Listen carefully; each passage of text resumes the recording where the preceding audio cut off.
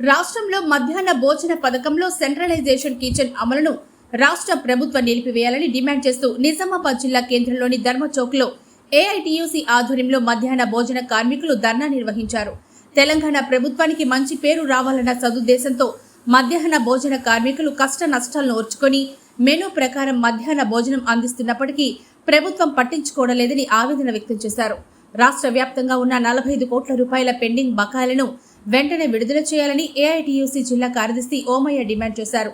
ఈ సందర్భంగా ఆయన మాట్లాడుతూ ఏఐటీయూసీ రాష్ట్ర కమిటీ పిలుపులో భాగంగా మధ్యాహ్న భోజన కార్మికులకు ప్రభుత్వం చెల్లించాల్సినటువంటి 3 కోట్ల రూపాయల బకాయి బిల్లుల్ని వెంటనే చెల్లించాలని, రాష్ట్ర ప్రభుత్వ హామీలో భాగంగా 10,000 రూపాయల వేతనాన్ని చెల్లిస్తూ అమలు చేయాలని, అదే రకంగా ఇవాళ మధ్యాహ్న భోజన కార్మికుల పట్ల ప్రభుత్వం ఇవాళ ఈ స్కీమ్ ను ఎత్తేయాలనేటటువంటి కుట్ర ఏదైతే చేస్తున్నదో దాంట్లో భాగంగా సెంట్రలైజ్డ్ కిచెన్ విధానాన్ని తీసుకొస్తారని స్వయంగా రాష్ట్ర ముఖ్యమంత్రి అయితే ప్రకటన చేసిండో ఆ ప్రకటనను ఉపసంహరించుకోవాలని, మధ్యాహ్న భోజన పథకం బలోపేతం కోసం రాష్ట్ర ప్రభుత్వం కృషి చేయాలని ఏఐటీయూసీగా మేము డిమాండ్ చేస్తా ఉన్నాం.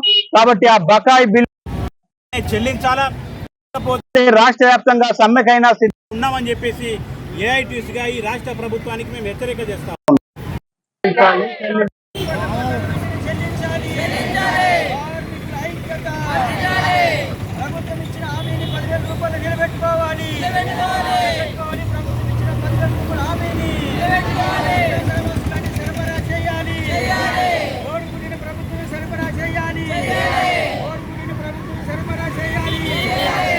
ధర్నా కార్యక్రమంలో ఎండీఎం జిల్లా కార్యదర్శి తోపునూరి చక్రపాణి, సిపిఐ జిల్లా కార్యదర్శి పి సుధాకర్, ఏఐటీయూసీ జిల్లా అధ్యక్షుడు నర్సింగరావు, ఎండీఎం జిల్లా అధ్యక్షురాలు బైరి సాయమ్మ నుండి మధ్యాహ్న భోజన కార్మికులు పాల్గొన్నారు.